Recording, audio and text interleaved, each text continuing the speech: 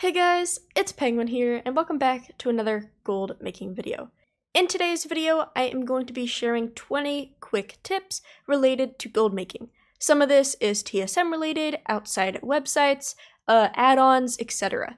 So if you're watching this video the day it comes out, I am actually on vacation, so I thought it might be a little bit cool to just kind of do a rapid fire kind of tips video just to share a little bit of knowledge. Now, of course, if you're more experienced, you probably know a lot of these things, but if you can walk away from this video with learning at least one new thing, I feel like my job is done. But thank you guys so much for watching. I hope you enjoy, and feel free to let me know what tip you learned, and if you have any more additional tips for people watching the video. But thank you guys so much, and here we go. Alright, so starting off, if you shift-click the Send Mail button, whenever you are using mailing operations in the TSM mailing window, you can automatically send mail every minute. This is perfect for people who are doing mass crafting sessions or vendor shuffles because your inventory will never get full, which means you can fully AFK. Now, if you are somebody who is currently still clicking post or cancel or craft every single time you are running a scan, go into your TSM settings and set yourself up a macro. You can make it so instead of having to rapid fire click, you can now just simply scroll your mouse wheel.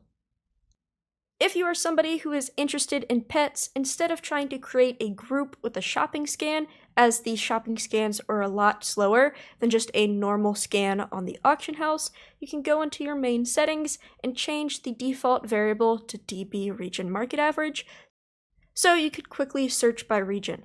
Of course, just remember to switch this back after you finish shopping. Secondly, with pets, if you guys are doing a lot of multi-pet stuff on different realms, I highly recommend the add-on Battle Pet Cage Match. You are able to go into those settings and set a minimum value, which could also be a TSM variable, so then all you have to do is click a button, and it will automatically cage all the pets that meet that requirement. As you guys know, 9.2.5 brought cross-faction, so you can finally send mail to alts that are, Horde and Alliance, and vice versa.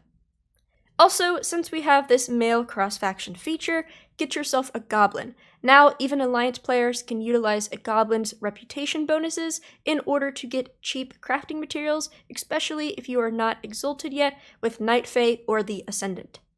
Also, just keep in mind that TSM does not track cross-faction yet, so just don't store a lot of stuff on that goblin if you're Alliance, but you can always just send over the gold that you need to purchase the items and immediately send it back.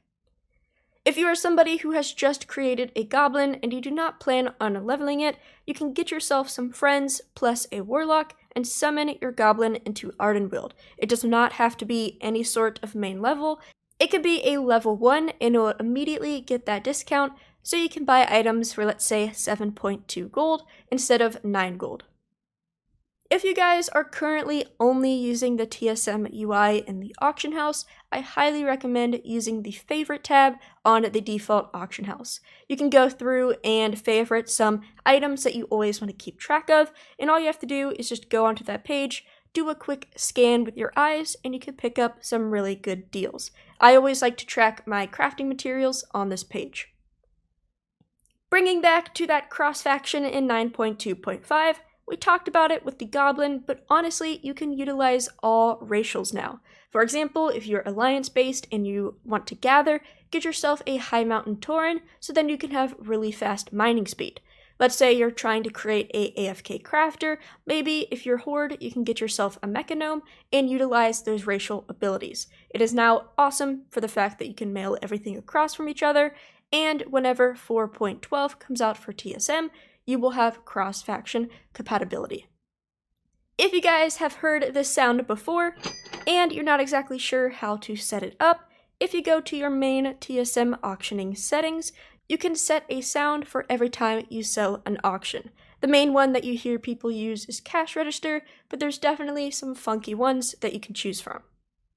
If you guys are using TSM Destroy and you have an add-on like faster loot or any sort of add-on that increases loot time, you need to disable it. That is how the TSM destroying window bugs out when it says just destroying and actually never does anything, you can fix that by disabling these add-ons. If you hate the TSM vendor menu like I do, get yourself the Buy 'em All add-on. Basically, it does what the TSM window does. You're able to shift-click on an item, type in as much as you want, and it will quickly buy it so you don't have to buy in stacks of 200. Now, this is a pretty popular one, but make sure you have your vendor prices inside of your TSM reports, hard-coded to the correct price.